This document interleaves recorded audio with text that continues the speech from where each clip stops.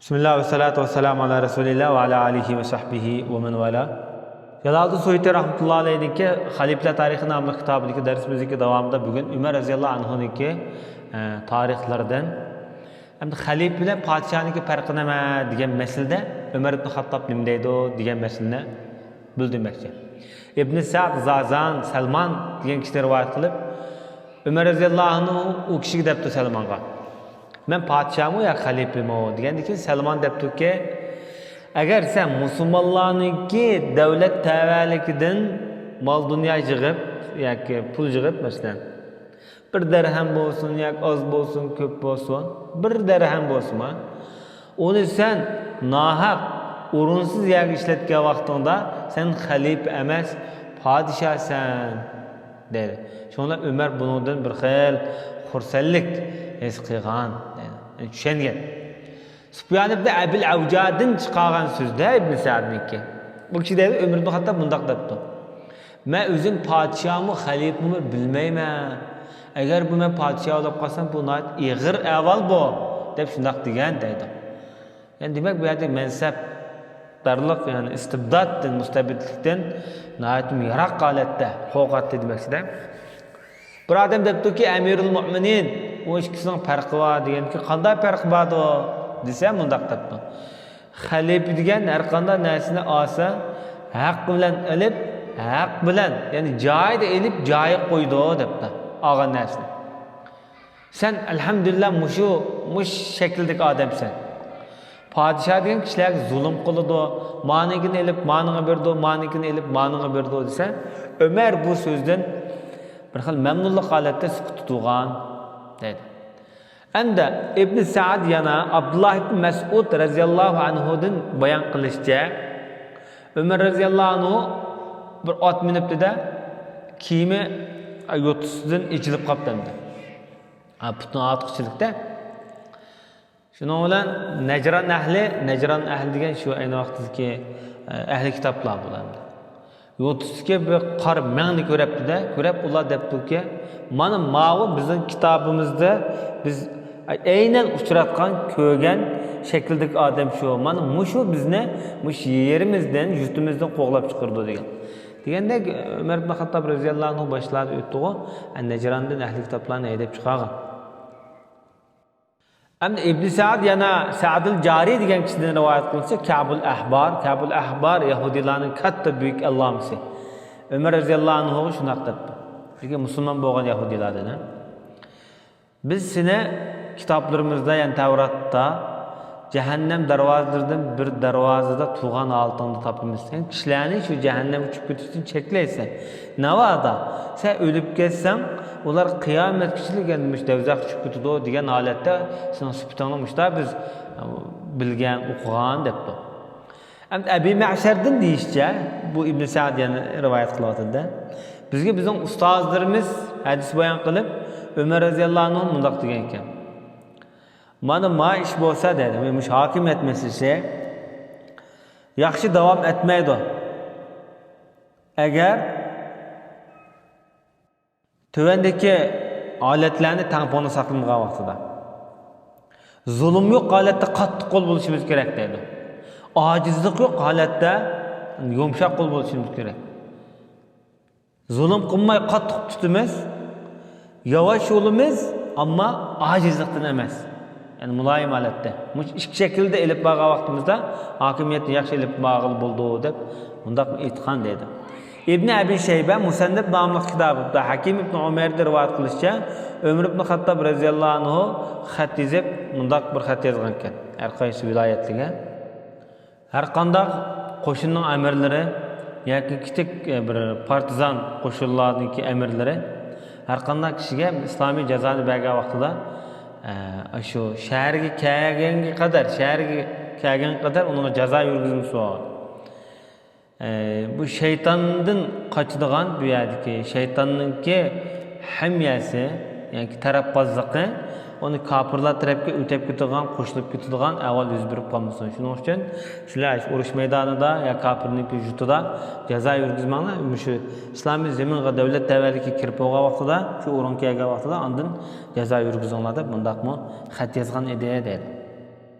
İbn Abi Hatim o'zining tafsir nomli kitobida Shobida rivoyat qilib, Qaysar hamda shu Rumniki shu vaqtdagi ayni vaqtdagi podshohlari Umar ibn Xattobga xat yozib, u xatda mundaq deb turibdi: "Mening elchilarim sening qashingdan keldi. Ular deydi, sen tarafda bir daraxt bormish." Bununda hamda Qaysar Umar ibn Xattobga xat yozibdi-da, shu vaqtda hamda mening elchilarim sen tarafdan keldi. Shu vaqtda davlat bilan ahvolni tushunish uchun elchi siptida jasuslarni avatib turgan gapda bu tarafga. Bu elchilarim o'ylaydiki, sizlar tarafda bir daraxt bormish. U daraxt ham yaxshilikdan bir narsa bilan bog'liq emas ekan. Endi bu yaxshilik yo'q ekan, ammo nimaning jasuslarniki elchilarning sifatlashi. U hamda eshakning qulqidek chiqadi ekan deb chiqqan vaqtida. Xoma mesela dastlabda chechaklaydigan vaqtida, chechki egez bunday eshakning qulqidek bunday tik chiqadi-da. Anda marvoyatga o'xshash yeriladi ekan. Buni bunday yerilib, chechak yerilib, tashqo'zoqdan anda munchoq tashlaydi xomni.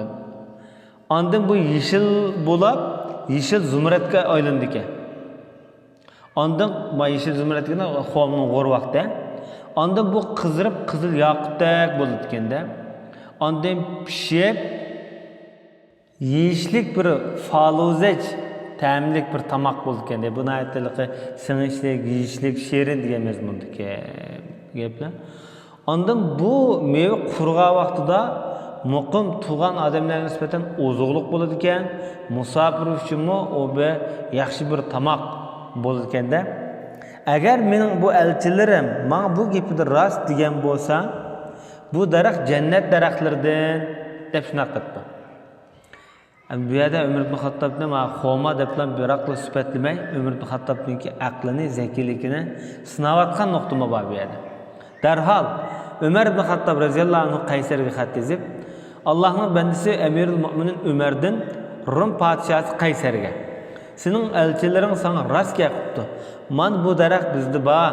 Men bu daraxt bo'lsa Alloh taolo shu Maryam İsa'ni qo'lga qiygan vaqtida Maryam uchun undirib bergan daraxtning o'zi shu" debdi. "Allohdan qo'rqin, İsa'ni Allohdan boshqa iloh tutib olmag'in" debdi-da. "Fa inna masala İsa" oyat o'qidi-da.